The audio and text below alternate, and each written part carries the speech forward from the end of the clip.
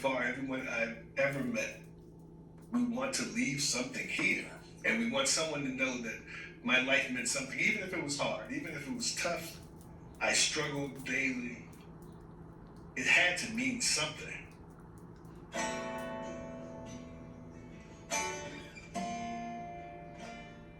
Welcome to Peaceful Exit, the podcast where we talk to creatives about death, dying, grief, and also life. I'm Sarah Kavanaugh, and my guest today is writer, filmmaker, and death doula Darnell Lamont Walker, author of the new book, Never Can Say Goodbye. In this interview, Darnell recalls sitting with his dying cousin during the AIDS crisis, and how his grandma's fearless, open-hearted approach to death shaped everything that followed. He explains why grief doesn't have just one face. It can look like starting a garden, running a marathon, laughing hysterically, or crying at a red light. Darnell and I also share the belief that adventure and creativity can be the ultimate antidotes to despair.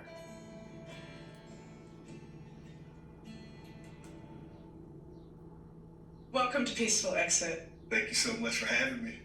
I love the term doula without borders, and I think you and I share a sort of global adventure bug.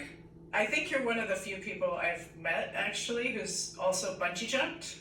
Oh, okay. So how was that for you? How was bungee jumping for you? So the first time, it was my 21st birthday with my friend Nancy. It was pretty great. Like, I let her be the one in charge, and so I had no idea when we were going to just release and go. The second time, I was in Ecuador, in Baños, and I'm standing on the bridge, and the guy's holding my legs, and he says, "Jump." And I'm like, "Well, you have to let me go first." And he says, No, you jump, and then I let you go. And so I'm like, that sounds kind of shaky, but okay. And as soon as I jump, he says, "Oh, I forgot to tie you in."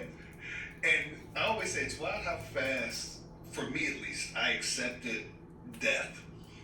And like, I immediately just said, well, this is it. And I opened my arms and just started to fly. And when the rope pulled me back, I just, he was jumping. Okay, no, all right, this was fun. But it was a good time. It was a really good time. That seems like a cruel joke. It was a very cruel joke. And my friend went second, so he was like, please don't do that to me. I jumped back in the 80s when they didn't have harnesses. They just tied the climbing rope around your ankles, and that was it.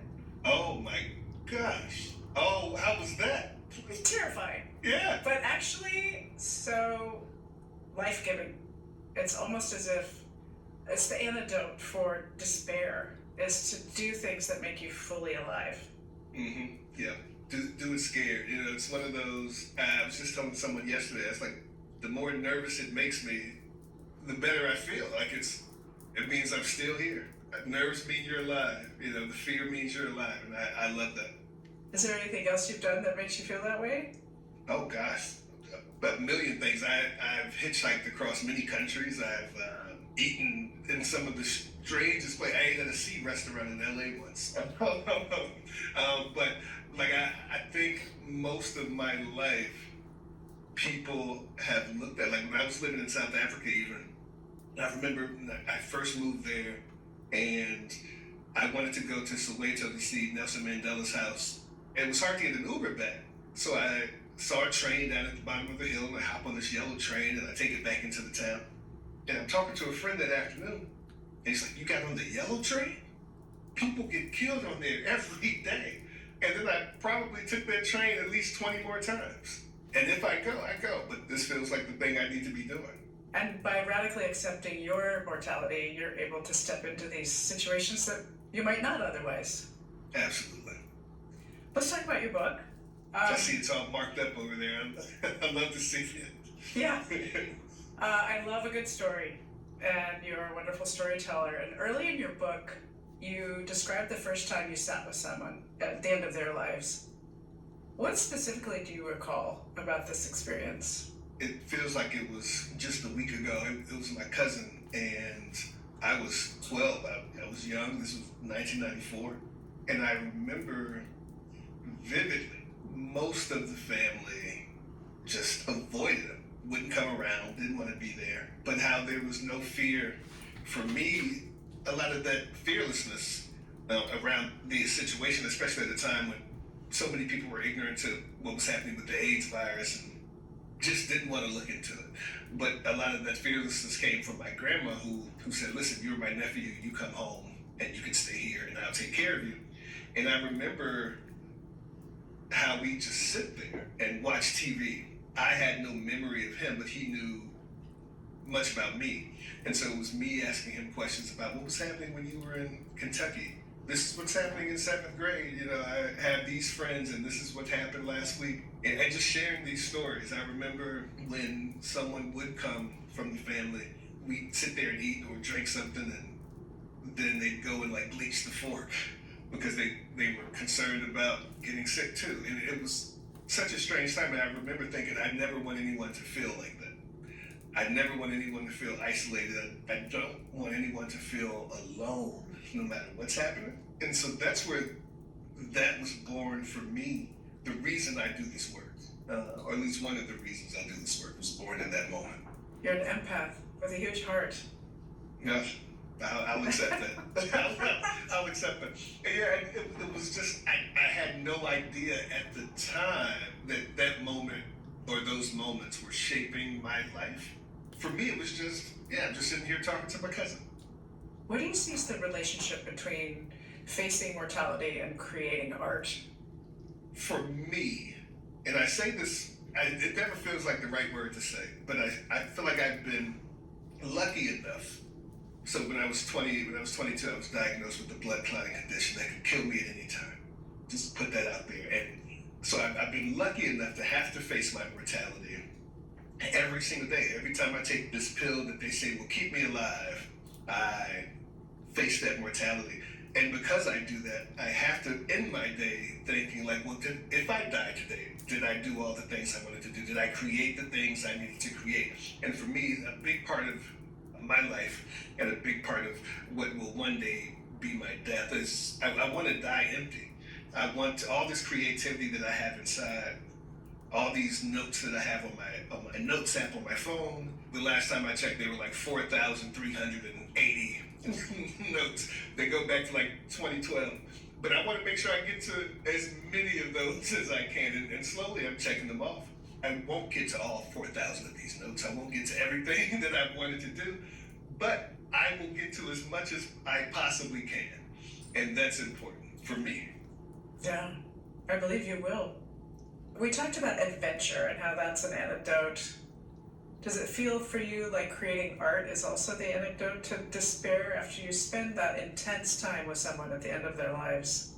You really have to like take time to, recover, if you will. That maybe that's not the right word, but I hear you though. I hear what you're saying.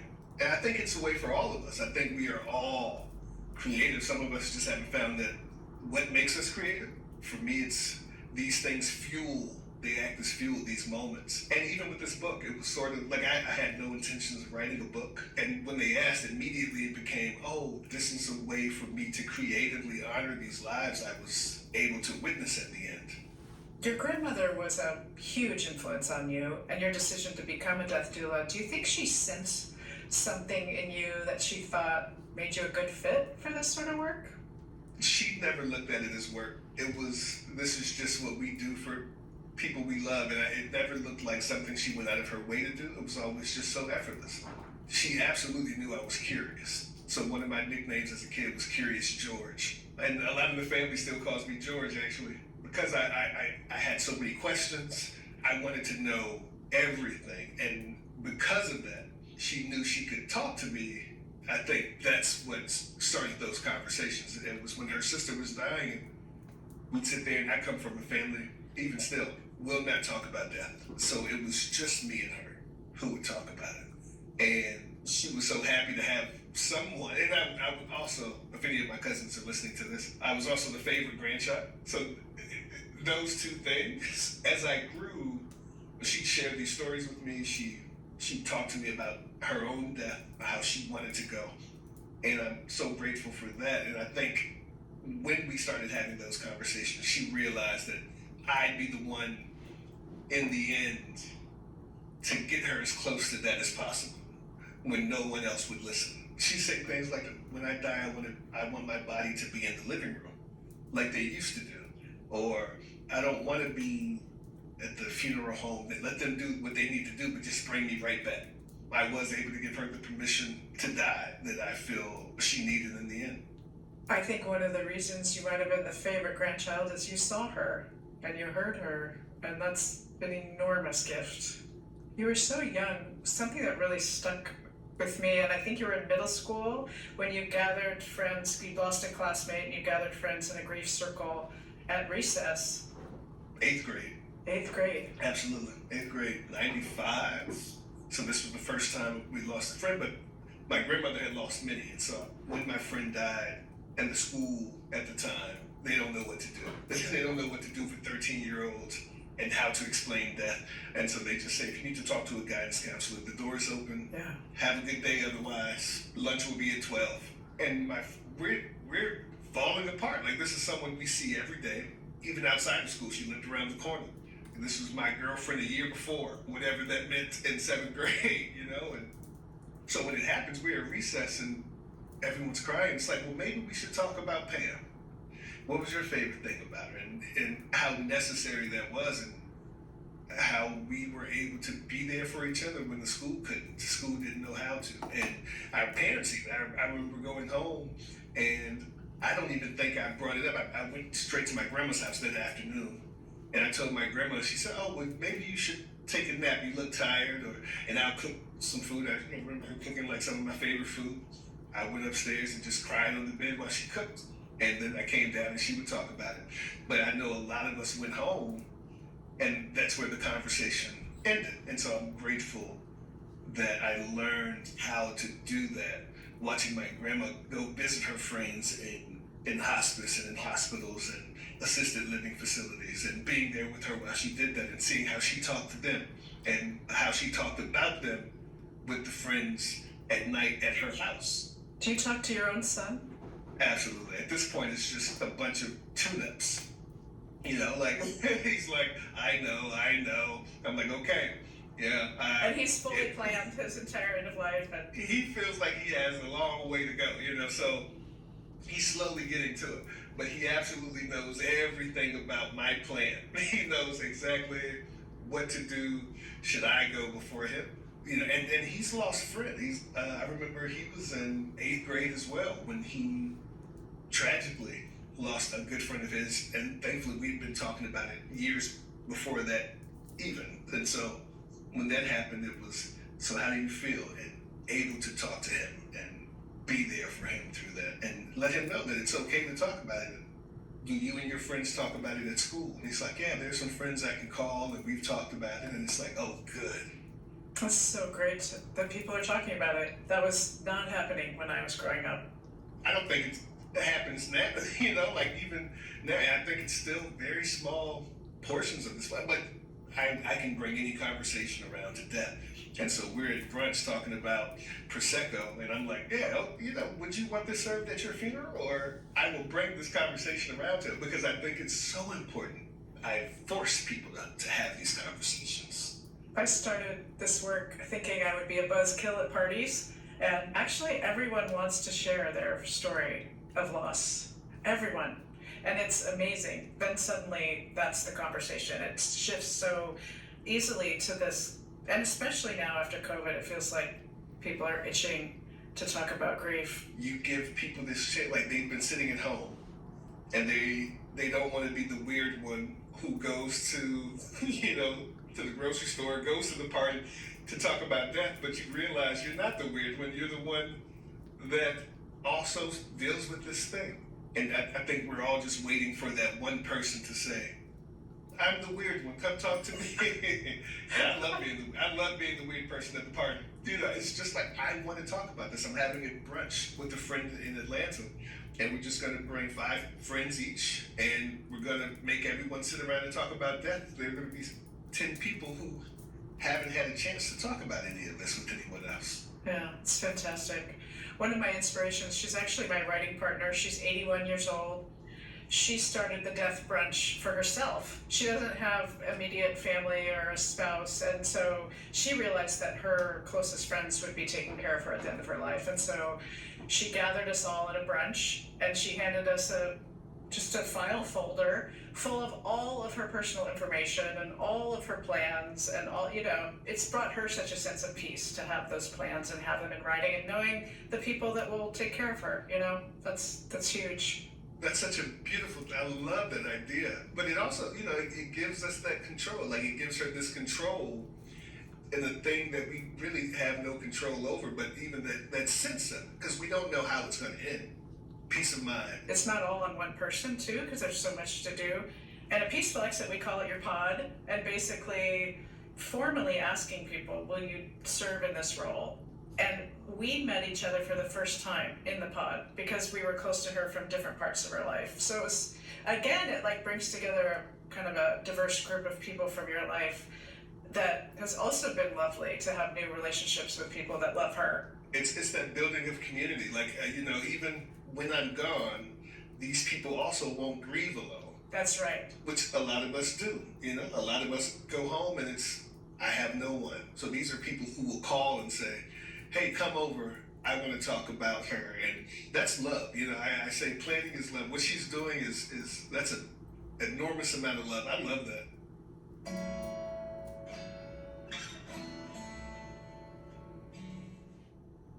So after his father's death, your friend Marcus asked you, why haven't I grieved yet? What are people really asking when they pose that question to you? What do people think grief looks like versus what it actually looks like in your experience? Yeah, I think one of the questions they want to know and are afraid to ask is, does this mean I didn't love them as much as I think I did? Which is never the case. It's never the case. We think grief looks like falling apart in the grocery store or in the yard or sitting in the dark for 10 days at a time without the TV on and doing nothing and not showering. And that's grief too. It's also going and starting a garden and running 7 miles and signing up for this marathon and laughing with friends and saying, I'm not alone. I do want someone to come over and laugh with and eat with. And that's grief too. And I think we really have to reframe our thinking around that. We see someone laughing and we say, oh, she must not miss her brother at all. She's laughing and she was out partying. And it's like, no, I needed to be with people and I needed to laugh and I was grieving at that moment. That's also grieving. With Marcus, it was sort of helping him realize that 3 years have passed. And in those 3 years, you've grieved every day for your dad. And this is what it looked like for you. And that if your mom dies, what you thought was going to happen for your dad might happen for your mom. And recognizing that, yes, that too is grief. I remember when my grandma died, she's the favorite person in the world. I think I cried. I cried for about 10 minutes when I heard she was in hospice. When she died, there were no tears at all. I was so happy for her. I was glad I was able to give her that permission. But a few years later, a friend from college died who I hadn't spoken to since college. It had been over 20 years. But I grieved, I cried for days thinking about her. And I don't know why. I can't explain it. I tried to get to the root of why I was crying so hard.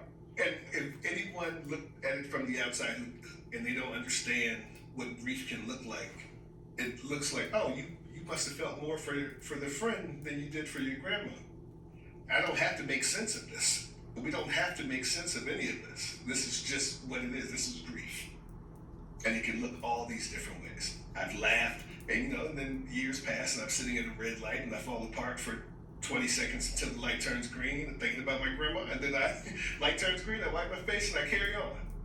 And that's grief too. And it's helping people realize that all these things are grief, and you don't have to make sense of it if you don't want to. You don't have to look for the root of it. You don't have to do anything but feel your feelings. Like grief will wait. It will come out when it needs to come out and how it needs to come out. So just feel the feels, and then when it's over, move on, and it'll come back. It doesn't leave us completely, but just welcome it when it comes and watch it go when it goes and keep on going. Well, you're right that grief can be full of life. Can you explain what this means? When I feel grief coming on, it's, I should call my friends over and it may welcome this grand adventure. It may find me bungee jumping off a bridge in Ecuador with just rope around my feet. With no rope. Or with no rope at all. with the squirrel suit just flying into the wind, It can be that. But I think grief also itself is exactly that. It's life. It's appreciation for this life that we lost, that we no longer have. Even if it's not death loss, even if it's a relationship or the end of an identity, the end of a job, it's about life itself. Whatever it was we lost was big for us. You write that for people who have suicidal ideation, that a death doula can be invaluable. What is the role of a death doula for those desiring to end their own lives? And how have you handled this scenario?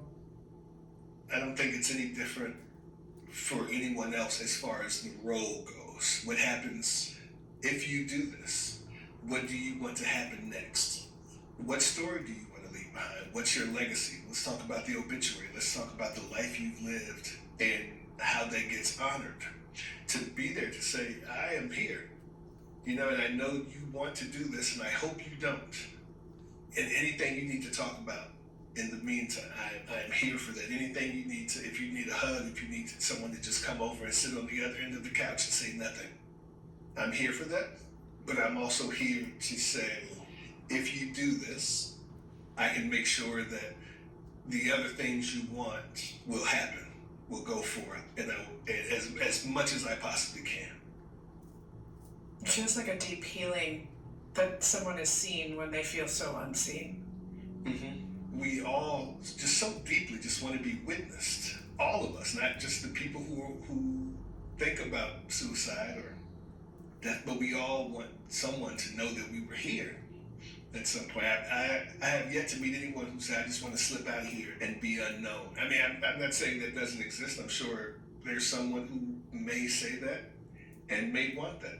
So far, everyone I've ever met, we want to leave something here. And we want someone to know that my life meant something, even if it was hard, even if it was tough. I struggled daily. It had to mean something.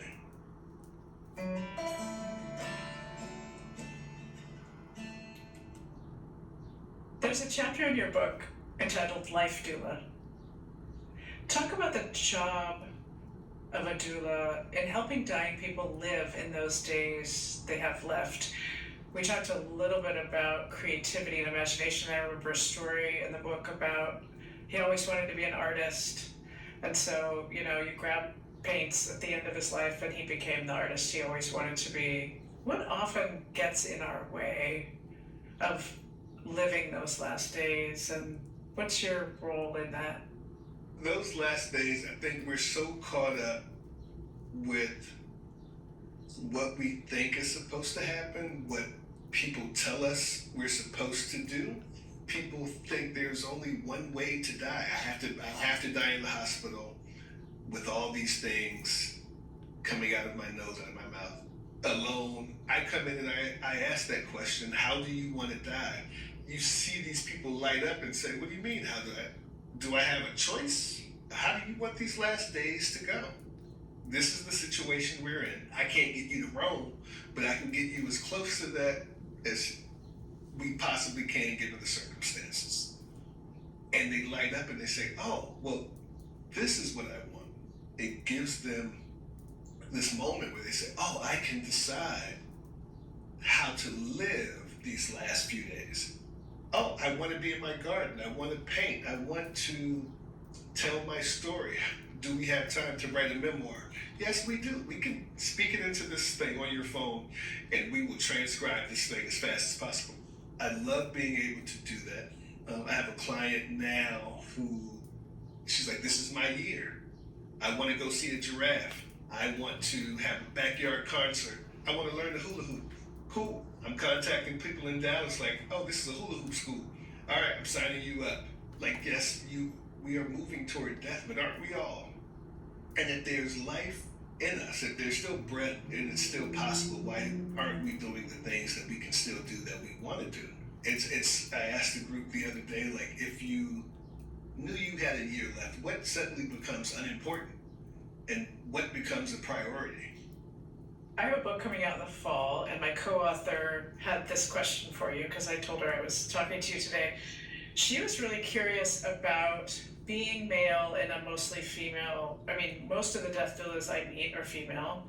Is there something you notice that's in this work about being who you are? Honestly, it's something that I did not notice until a couple of years ago, maybe last year, during a virtual workshop. And I think it may have been like 50 of us on the call. And halfway through, this one woman stops and she says, "Can we all just stop for a second and say how grateful we are that Darnell is here as the only man?" And I looked around and I'm like, I am. And I honestly never thought about it. Never occurred to you? It never occurred to me. Since then, I've paid more attention. We all know that caregiving historically has been women, and I hope to change. Like every time a man says, "Oh, what you're doing is incredible. You should think about it. You should do this too." I try to recruit. I'm a recruiter out here now. I love to see men doing roles because men don't call me to come and be by their bedside. The wives call me, their girlfriends, their daughters, but the man is never the one to call me because they put up this front for so long. They pretended to be this strong person for so long, where they had this one idea of strength. And I get to come in and show them that this is strength too. And I get to help be that person and create that safe space. And so I want more of us here to do that. But it is a reality. And it is something that I hope changes. My father died in December. He had dementia for many years. And when he first realized he needed a caregiver, he really wanted a male caregiver. And frankly, it was very hard to find anyone. And so, yeah, I'm grateful that you're out there recruiting. There's a definite need in our culture, in lots of cultures really, to show what strength is. You wrote a beautiful book. I think storytelling is the only way to people's hearts, especially comedy cracks people open so you can talk about hard subjects. And in the vein of comedy, in a journal for a dying man named Calvin, which I thought that was beautiful, you bought him a leather journal, you wrote advice in this journal, and Calvin asked you to help him shake shit up. You have to do that thing that makes you nervous, that makes you afraid, that will probably not kill you. I can't say it might, there's a chance, but it probably won't. But you have to do that. What is that thing that you've been putting off? Running with the bulls, bungee jumping off a cliff in the middle of the ocean, hitchhiking across country, or just eating at this really nice restaurant that costs a little bit too much, but you deserve it. Doing the things that make your heart beat faster. Sometimes it's telling that person that you actually love them and you've been putting that off. Just do it. Do it scared. Do it with all the fear that's in your heart, and you'll see that it didn't kill you. So many people want to reach the end unscathed and just in one piece. People want to go out like this giant tree, like this beautiful oak tree, but I just want to go out like the stump. I want to give it all away. I want to leave it all here. Die empty. So what does a peaceful exit mean to you? Peaceful exit means to me getting as close to the end that we want as possible with a smile, knowing that we did everything that we could possibly do in this life that made someone or something or even ourselves a little bit better. But it's getting there with a smile. It's getting there with, I did that. I really did it. I am ready to go. I wish that for us all. I wish we all got to the end and said, I am ready. Like I meet so many older folks who wake up and say, still here, Okay, well, all right. Any day now, though, I can go. I want us all to get there, and I think that's the peaceful exit. I want to get there with amazing music. I watched my grandfather. I was there for my grandfather when he was dying, and his whole thing was just eating all the foods he loved. That's the peaceful exit for me. Getting there with all the foods I love, with the people I love, with them all saying, you really had a good life.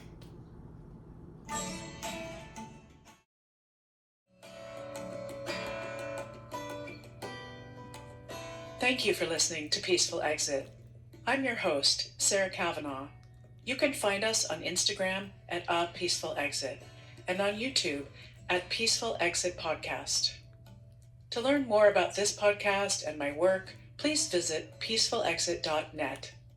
You can also send us an email and let us know what you thought of this episode or share an idea for a new episode. We're at peacefulexitpodcast@gmail.com. Our senior producer is Julie Camphor, and our sound engineer is Jason Gambrill. Additional support from Cindy Gall and Sierra Austin. I have an amazing team. Original music provided by Ricardo Russell. Please make sure to follow us on YouTube, Spotify, or Apple Podcast and rate and review us wherever you listen. It really makes a difference. And please tell your friends about Peaceful Exit. As always, thank you for listening.